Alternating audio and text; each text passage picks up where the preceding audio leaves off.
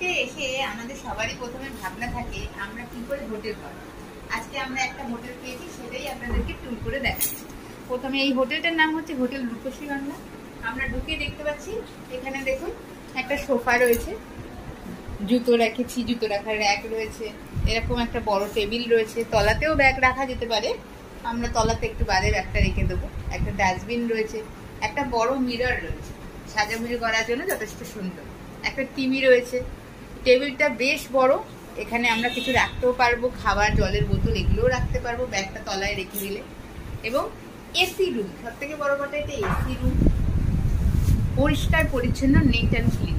এবং এটা দেখুন এরকম ওয়ালে এরকম পেন্টিং করা রয়েছে, আর এরকম বেড দিয়েছে সুন্দর।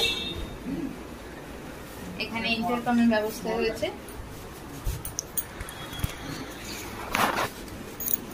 এখানে দুটো টাওয়েল দিয়ে গেছে, এখানে আমাদের দিয়েছে দুটো কম্বল, আর এখানে আপনারা দেখতে পাচ্ছেন হ্যাঙ্গার আর সুইচ বোর্ড।